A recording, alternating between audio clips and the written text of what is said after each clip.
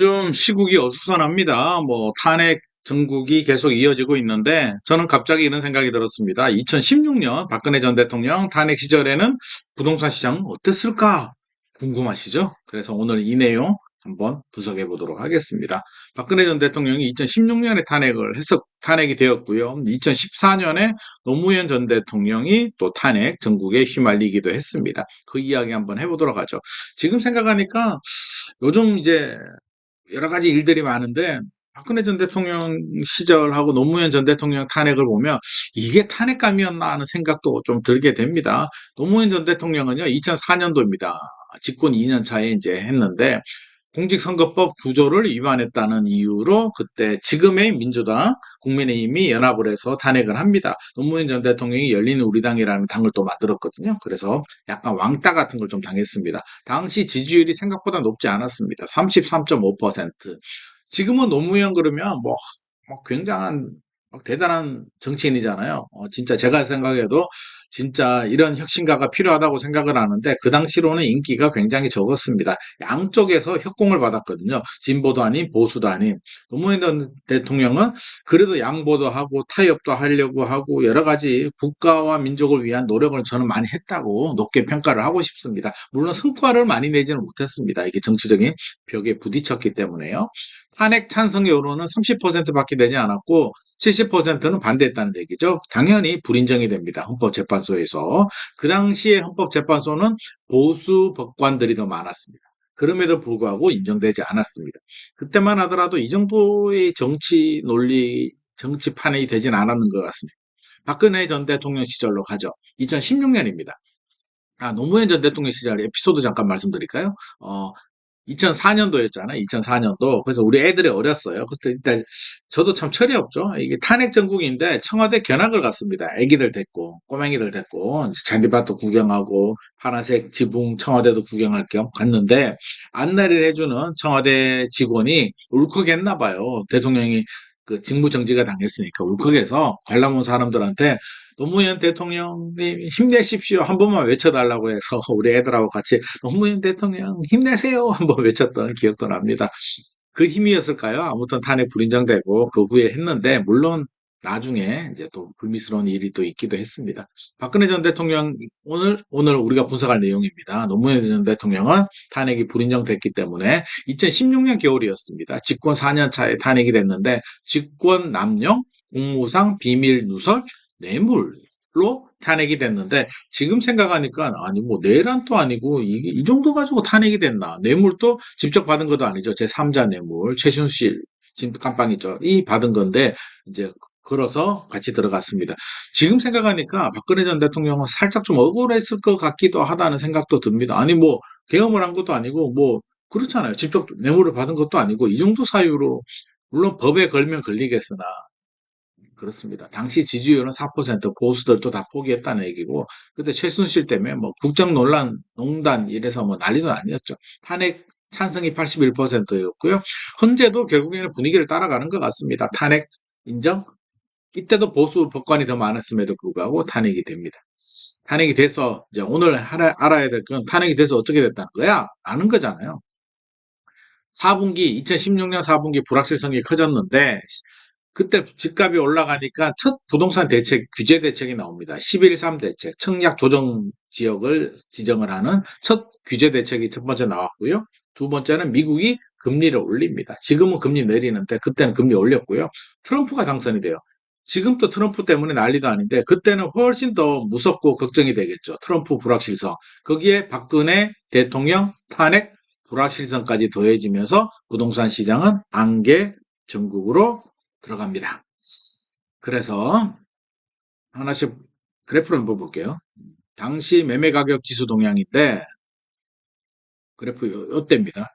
요 시기가 딱 걸렸죠? 여기가 조정 탄핵으로 인해서 부동산 시장이 조정을 받던 시기입니다. 쭉 올라가죠. 상승장이었습니다. 쭉 올라가다가 브레이크 걸리고 다시 불확실성 제거가 되고 문재인 대통령이 이때 이제 취임을 하거든요. 2017년 5월에 4월에 당선이 되고 5월에 취임하면서 집값이 폭등하죠. 그 중간에 이렇게 쉬어가는 오아시스 같은 조정기가 있었습니다. 이때 집 사기 가장 좋았던 시절이죠. 2016년 10월부터 2017년 4월까지가 조정장이었습니다. 그래서 칼럼으로 한번 그때의 부동산 시장 분위기 한번 살펴볼 텐데요. 칼럼으로 2016년 10월부터 9월부터 2017년 8월까지 제가 매주 칼럼을 쓰거든요. 보니까 2016년 9월만 하더라도 아파트 시장 과열인가, 천장 뚫은 강남 재건축이 많이 올라나옵니다. 직접 규제 카드 나올까? 11.3 대책 나왔죠. 트럼프가 당선이 됩니다. 트럼프 부동산 시장 영향은 그렇죠? 그러다가 탄핵됐나 봅니다. 탄핵 이후 부동산 시장 어디로 가나 나오면서 미국도 금리 인상까지 하죠. 그러면서 분위기 안 좋아지겠죠. 낙관과 비관 사이 뭐 이런 칼럼도 썼었고요. 서울 아파트 하락으로 돌아서나 뭐 이런 분위기가 꺾였다는 얘기입니다. 2월 누구를 위한 대출 규제인가? 금리 인상은 진행 중이다. 탄핵 이후 부동산 시장. 안 좋은 얘기들이 막 나옵니다. 막 나오다가 이제 대선을 하죠. 대선 후보 공약, 대선 시절이고요. 이제 5월에 문재인 대통령이 됩니다. 문재인 정부 부동산 정책 되면서 흐름이 바뀌죠. 오르는 만큼 규제가 나온다. 그렇죠? 한강변 아파트는 가치 상승 중. 첫 부동산 대책, 집값이 올랐다는 얘기입니다. 이런 대책들이 나옵니다. 그렇죠? 공은 다시 정부로. 파리 대책, 집값이 더 올랐다는 얘기죠. 규제가 시장을 이길 수 없다. 서울 집값 비상가, 뭐 이런 내용들. 그래서 그때 분위기를 한번 읽어볼 수가 있죠. 그래서 제가 쓴 칼럼을 한번 목록을 한번 보여드렸던 거고요. 내용을 한번 볼까요? 탄핵 시절에 2016년 12월에 제가 쓴 칼럼인데 한번 보도록 하죠. 내년이니까 2017년이 되겠네요. 그때 16년이었으니까 내년 상반기까지는 불확실성 지속이 될 수도 있다. 지금하고 좀 비슷하죠. 지금하고 비슷합니다.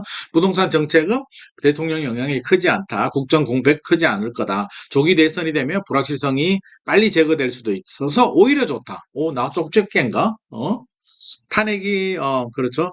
그래서 심리적 안정 찾을 가능성은 높다. 와, 제가 맞췄죠. 와, 제가 말한 대로 됐죠. 그 당시 12월에 쓴 칼럼인데, 지금 보니까 소름 돋네. 내가 어떻게 맞췄지? 자, 이제 2016년 3월에 탄핵이 인용이 되고 이제 대선 모드로 들어갑니다. 탄핵으로 조기 대선이 현실화되면서 정치적 불확실성은 사라지게 된다. 이제 앞으로 좋아질 것이다. 정권 교체와 차기 대통령, 새 정부에 대한 기대감이 커지면서 투자 심리는 회복될 가능성이 높다. 국가적으로는 안타깝지만 부동산 시장 입장에서는 불확실성이 제거되는 건 긍정적인 효과다. 투자 심리 회복이 될 가능성이 높다. 그렇죠? 그래서 급하게 서두를 필요는 없다라는 내용도 들어가 있고요. 중장기적으로는 문재인 정부가 규제를 많이 하고 똘똘한 한차가 심화될 거기 때문에 그런 내용도 들어가 있습니다. 보유 주택수 줄이면서 똘똘한 한채, 강남, 용산, 목동, 여의도, 마포, 성수 등 서울 내 핵심 지역 재건축 재개발로 관심 가지면 좋겠다. 야, 제 칼럼대로만 했으면 대박 났습니다. 진짜 제가 쪽집게네. 나 노스트라다무스인가? 진짜 아유씨 내가 샀어야 되는데 저는 사지도 못하고 이렇게 칼럼을 썼네요. 그렇습니다. 자, 이런 내용들. 그래서, 자, 2025년 내년 부동산 시장 어떻게 될까? 역시 똑같습니다. 데자뷰 같죠? 그때도 그랬습니다. 상반기까지는 불확실성 때문에 어쩔 수가 없고요. 최악의 상황은 만약에 진짜 막 안 좋아져서 미국도 다시 금리 올려버리고 최악의 상황은 2차 하락이 발생할 수도 있는데 만약에 2차 하락 고점 대비 한 30% 정도 하락을 하는 2차 하락이 발생하면 오히려 기회입니다. 이 위기가 지나가면 투자 심리가 회복이 되기 때문에 적극적인 내집 마련은 필요하고요. 그렇지 않다고 하더라도 하반기 반등은 가능할 것 같습니다. 폭등까지는 아니더라도 서울의 입주 물량도 부족하고 전세 가격 올라가고 금리 내려가고 불확실성이 제거되면 반등은 충분히 가능하기 때문에 내 집 마련을 생각하시는 분들이라면 자금이 되고 필요하신 분들이라면 내 집만 해도 좋겠고 불확실성이 너무 강하다고 한다면 좀 기다렸다가 불확실성이 제거가 되는 그때 상황에 빠르게 움직여도 좋을 것 같습니다. 오늘은 이렇게 2016년 박근혜 전 대통령 탄핵 시절 부동산 시장 상황 한번 살펴봤습니다. 12월 11일 얼마 안 남았죠? 제가 GG옥션 이주연 전문위원하고 이제 부동산 투자 전략 세미나를 합니다. 많은 분들 신청을 바라고요. 장소는 방배동입니다. 며칠 안 남았으니까 빠른 신청 부탁드립니다. 오늘의 내용이 도움이 되셨다면 좋아요와 구독 부탁드립니다.